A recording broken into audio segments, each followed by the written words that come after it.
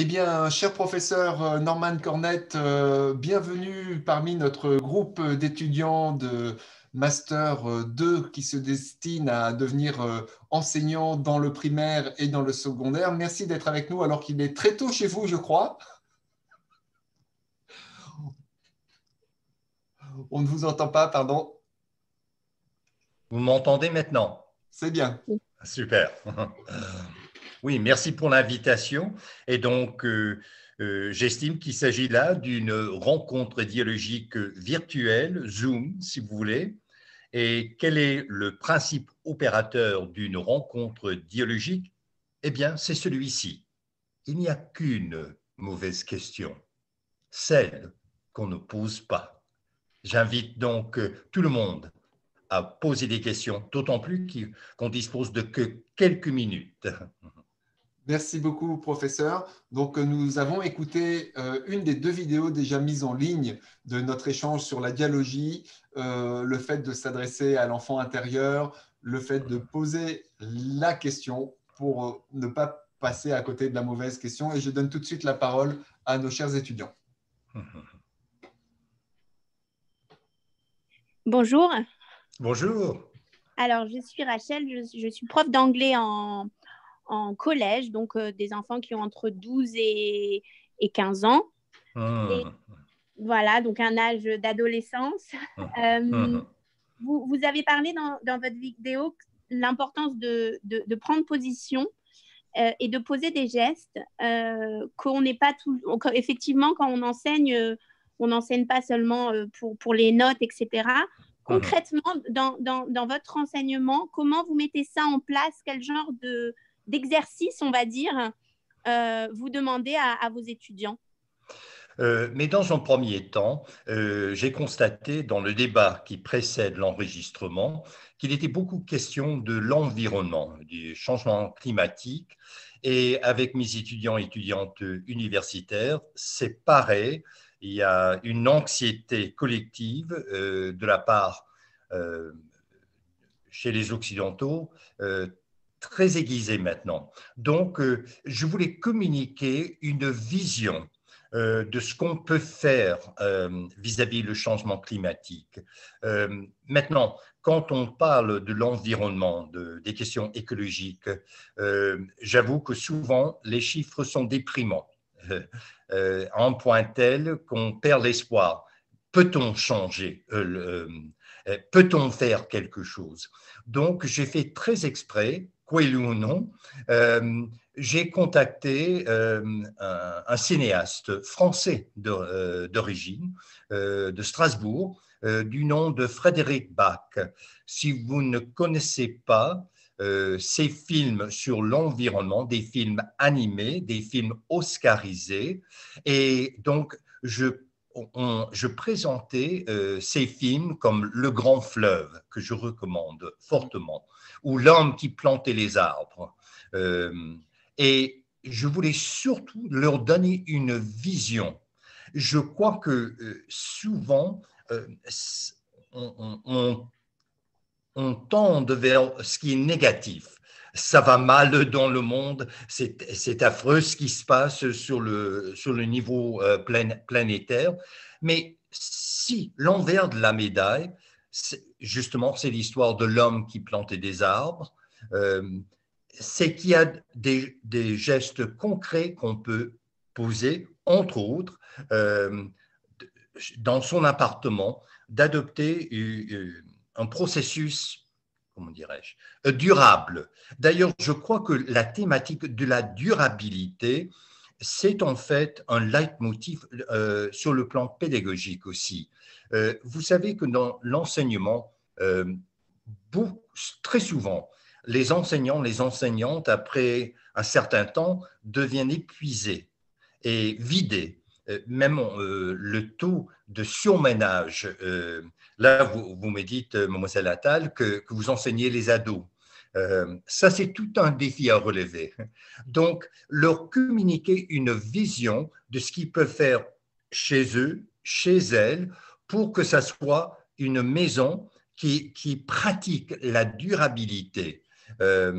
Et dans le cas de l'homme qui plantait les arbres, évidemment, il existe des projets soit au niveau municipal, soit au niveau régional et évidemment national et international, où on restaure la planète, l'environnement, et qu'on répond à ces besoins écologiques. Mais d'abord et avant tout, il faut communiquer une vision positive de l'environnement et des questions écologiques, et que ça commence avec moi. Vous savez, quand on dit on va changer la planète, ça semble plus grande que nature. Alors, qui suis-je? Je ne suis qu'un individu. Donc, la toute première étape, c'est le changement commence avec moi, au niveau individuel, personnel, chez moi. Qu'est-ce que je peux faire pour que ça soit plus durable chez moi? Je vous remercie beaucoup. Donc, si je me permets de résumer, c'est que vous avez cité mon livre préféré de Jean Giono, donc c'est très bien, l'homme qui prend des arts. Juste, c'est-à-dire que concrètement, vous faites prendre part aux élèves dans un aspect concret. Donc là, vous avez parlé de l'écologie. On va parler de telle chose, comment moi, à mon échelle d'adolescent, d'enfant, je peux avoir un impact sur donc là, l'écologie, ou bien on va travailler sur le bullying en 3e. Donc, comment moi, je peux faire pour les engager, c'est-à-dire. Tout à fait. Et leur montrer les pistes qui sont à leur disposition afin qu'ils, elles, puissent s'engager. D'abord chez soi, ensuite, vous savez, j'habite dans une maison, il y a l'allée en arrière de la maison. Eh bien, souvent, les allées, ce sont là où on laisse les déchets, ce qui reste, ce qu'on ne veut plus. Eh bien, Frédéric Bach, qui habitait en arrière de chez moi, Coeluno, il a pris comme initiative un projet de l'allée, de la ruelle. Cette ruelle qui était laide, qui était un dépotoir, eh bien, on a vécu une transformation en jardin urbain. Sympa. Merci, bonne idée.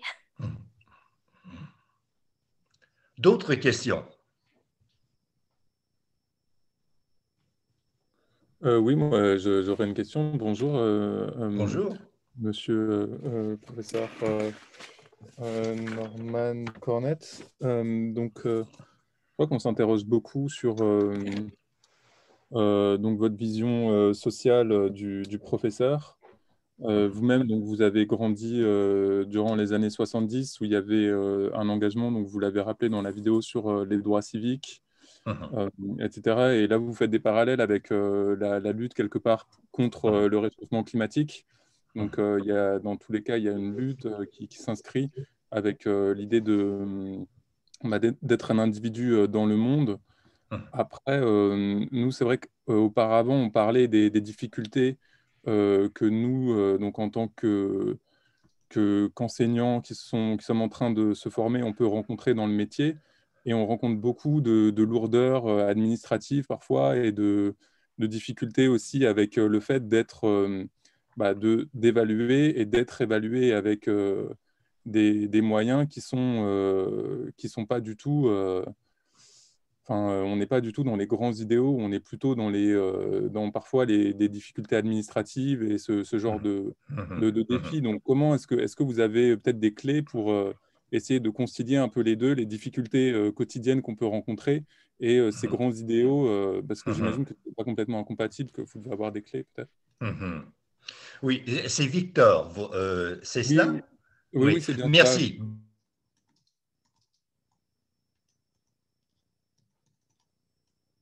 Enseignement, il y a toute l'institution, toute l'administration, toute la bureaucratie, et là encore, ça peut sembler plus grande que nature, et ce n'est pas facile de changer des institutions, des administrations, des bureaucraties.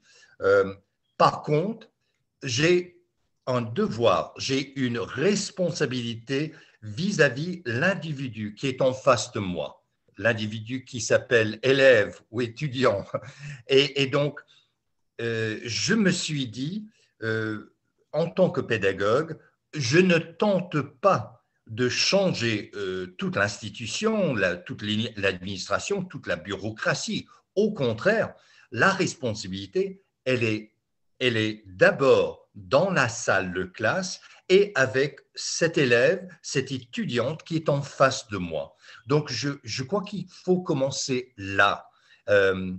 Parce que, aussi, il y a un mot que je lance à vous tous, c'est l'aspect relationnel, de tisser des liens, d'établir des relations positives qui contribuent au bien-être de l'élève, de l'étudiante. Et une autre thématique que je trouve essentielle, c'est l'épanouissement. En fait, notre raison d'être comme instituteur, comme enseignant, comme professeur, c'est d'assurer l'épanouissement de nos élèves, de nos étudiants, de ceux et celles qu'on enseigne. Et quand je pense à l'environnement, ce que je recherche, c'est l'épanouissement de la nature, l'épanouissement de l'environnement. Donc, si on avait ce paradigme pédagogique de l'épanouissement, donc, ma raison d'être en tant que pédagogue, c'est vraiment trouver où est le potentiel, où est l'intérêt, où se trouve la curiosité de cet élève, de cet étudiant, et de le favoriser, de l'encourager, de l'inciter, de le développer, de sorte que ce garçon, cette jeune femme puisse épanouir. Et d'ailleurs, je crois qu'il faut beaucoup axer sur la réalisation, que cet individu puisse réaliser son plein potentiel. Voilà. On est là? Merci. Bah, du coup, j'aurais peut-être une autre question à vous poser, mais enfin, je laisse d'autres je suis élèves. partant. Oui, vas-y, Victor, vas-y. Non, bah, du coup, je me demandais, comme on est plusieurs ici qui enseignent l'anglais, imaginons que le potentiel dont vous parlez n'a rien à voir avec l'anglais. Est-ce qu'il faut les inciter peut-être à développer d'autres choses, même si ça n'a rien à voir avec la matière que nous, on enseigne? Et Tout à fait. Oui. D'abord, à la toute fin de la séance précédente, on parlait d'improviser. Je dois vous dire que je collabore autant avec des compositeurs et musiciens qu'avec des artistes visuels, des scientifiques. Et pour cause, c'est que la musique est la seule forme d'art qui exige les deux hémisphères du cerveau humain, la logique, la raison et la créativité et l'imagination. Donc, évidemment, quand on parle d'enseigner l'anglais, vous avez l'embarras du choix dans la musique et dans les musiques. Et c'est souvent un moyen de communiquer une vision à l'élève ou à l'étudiant d'apprendre l'anglais. C'est quand on est branché à la musique du monde anglophone, et je ne le limite nullement à l'Amérique du Nord, encore moins les États-Unis. Si vous connaissez la musique du Nigeria, souvent en anglais d'ailleurs, mais c'est incroyable. Donc, je crois que c'est un autre domaine, d'encourager les gens à improviser, et ce qui fait partie intégrante du jazz, cette forme de musique dont les origines sont afro-américaines, n'est-ce pas? Aussi, dans les ateliers dialogiques que je présente, j'invite les étudiants et étudiantes à écrire en dialogue. Donc, je le fais souvent, je joue de la musique. Et là, après la fin de la chanson, je les invite sur le jet, de façon improvisée, d'écrire tout ce qui leur est passé par la tête à l'écoute de cette musique. Et ça, de l'écrire à la main et de ne pas se soucier. Et ça, c'est très important quand on veut enseigner une langue, d'abord de démystifier la crainte, la peur, l'anxiété. Il faut que ça soit parfait au point de vue de syntaxe, de grammaire, d'épellation. Et quand on commence avec la crainte, la peur, l'anxiété, eh bien, on ne va pas loin. Donc, créer dans les cours, dans la classe, ce que j'appelle une ambiance pédagogique non menaçante. De sorte d'abord, on va assimiler cette langue, et là, je vais écrire sur la musique que je viens d'entendre, et je n'ai pas à me préoccuper, du moins dans un premier temps, de l'épellation, de la grammaire, ni de syntaxe. Ça va? Oui, ok, merci beaucoup. Est-ce que je peux me permettre une petite question, s'il vous plaît, Katia, à l'appareil? Vous professez des méthodes que j'entends parfaitement et qui me semblent tout à fait louables. Maintenant, parfois, il arrive qu'on ait des enfants dans nos classes, hein, des enfants qui sont donc des adolescents qui ne sont absolument pas intéressés. Et je vois très bien le tableau de ce qui pourrait se passer dans une de mes classes si je commençais à arriver et à faire de la musique. C'est-à-dire que je vais avoir un bazar pas possible, des gens qui ne font pas attention et qui commencent à discuter et qui s'occupent autrement.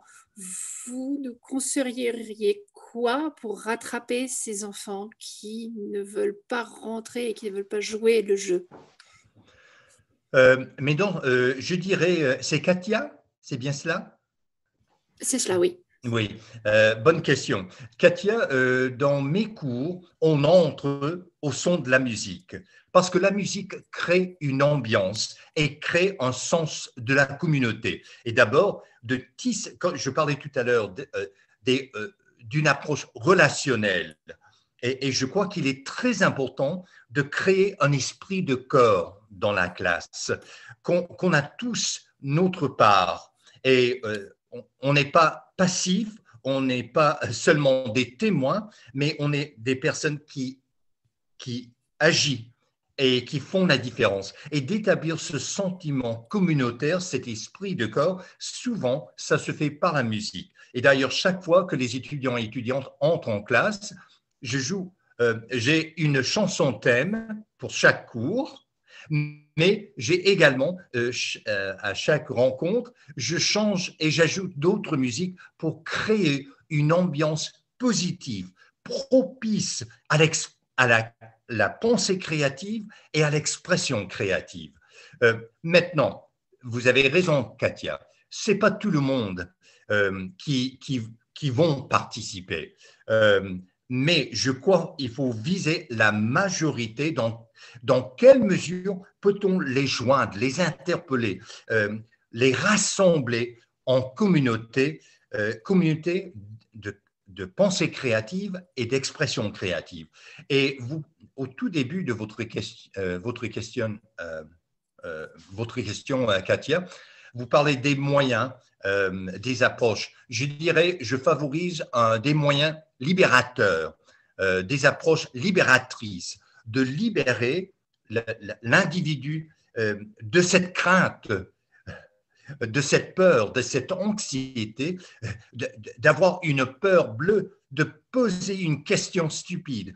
Quand on démystifie l'ambiance, tout le monde, quand on démystifie cette crainte, cette peur, cette anxiété, eh bien, là, on a un terrain commun de dialogue. En fait, une rencontre dialogique, c'est une conversation collective. Alors, comment aider chacune à participer dans cette conversation collective? Et là, c'est une des raisons que les gens écrivent, on appelle ça, André Breton en parlait, l'écriture automatique. Moi, je préfère l'expression écriture intuitive, mais j'invite tout le monde à communier avec soi-même par cette écriture automatique, cette écriture intuitive, quand je leur présente soit la musique ou la matière en question. Et plus tard, on est ensemble, disons quelques jours plus tard, je vais lire de façon anonyme, mais à haute voix, ce que chacune a écrit en dialogue avec la matière. Et vous savez à quel point c'est favorisant quand le professeur lit vos paroles à vous, sans se soucier nécessairement de la grammaire, du syntaxe, de l'épellation. Et je leur dis d'emblée, il ne faut pas se censurer. Alors, ce qu'ils vont faire bien souvent, c'est qu'ils vont s'exprimer dans leurs paroles, dans leurs pensées, dans leur expression. Et même si ce n'est pas un langage nécessairement que j'emploie moi, eh bien, cet écho de leur voix devant leur père, devant toute la classe, ça les valorise. Et ça, c'est très, très important d'ainsi valoriser la participation des élèves ou des étudiants. Alors, excusez-moi, un petit addendum, plus soit effectivement la valorisation et la participation, est-ce que vous avez déjà essayé ça avec des adolescents qui, par définition, n'aiment vraiment pas s'exposer? Oui, et c'est la raison que je le fais de façon anonyme, et vous avez entièrement raison. Et je dois dire aussi, Katia, que j'enseigne sur les réserves des Premières Nations ici au Canada. Donc, on parle des gens qui ont très peu de moyens sur le plan économique, financier, qui ont très, très peu d'éducation, parce que les conditions, c'est bien connu dans les rapports de l'ONU, l'état des Premières Nations au Canada est absolument lamentable. Et je le fais très exprès pour entrer dans leur univers. Et ils n'aiment pas, ils sont très, très timides vis-à-vis un prof universitaire qui arrive dans leur réserve et qui voit la façon qu'ils vivent. Donc, je fais la même chose, mais de façon, comment dirais-je, subtile, parce qu'il ne faut pas les intimider. Il faut les encourager, inviter, voire inciter. Et quand ils entendent l'invité qui lit à haute voix ce qu'ils ont écrit, parfois dans une langue, dans une grammaire, dans des appellations avec, disons, imparfaites, eh bien, ça aussi, ça les incite. Et d'ailleurs, c'est une expérience absolument merveilleuse. Comment transmettre, parce que je vois que c'est un leitmotiv de vos débats, comment transmettre la connaissance chez eux, chez elles, chez les Premières Nations, où les conditions sont complètement différentes. En anthropologie, on appelle ça l'inculturation, c'est-à-dire qu'on adopte leur culture. Et je crois que c'est le défi quand on enseigne les ados et les adolescentes. Mais ça me demande beaucoup en tant que pédagogue d'entrer dans leur univers, dans leur réalité. Et je le sais très bien quand je suis à Paris, vous avez des quartiers, des arrondissements, je me sens dans des micro-univers. Et donc, la réalité pour cet ado, quand elle rentre chez elle, peut-être d'une famille d'origine africaine ou de l'Afrique du Nord ou de l'Asie, donc ça nous demande, en quelque sorte, Katia, on doit devenir des médiateurs, des transmetteurs. Et c'est pour cela que le principe d'inculturation, de s'adapter, est absolument essentiel. Merci professeur. Merci à tous les étudiants pour ces questions. C'est un bonheur toujours renouvelé de vous écouter. Ça pourrait durer des heures, mais malheureusement, nous n'en avons pas le loisir en temps réel, en tout cas. Donc, je vais devoir arrêter maintenant l'échange que nous avons eu et je pense ne pas trahir nos étudiants en vous transmettant leurs chaleureux remerciements pour ce temps passé ensemble. Avec grand plaisir, professeur Pasquier, et j'adore les questions des étudiants et étudiantes. Merci bien. Merci, à très bientôt, j'espère. Merci beaucoup. Merci. Au revoir. Au revoir.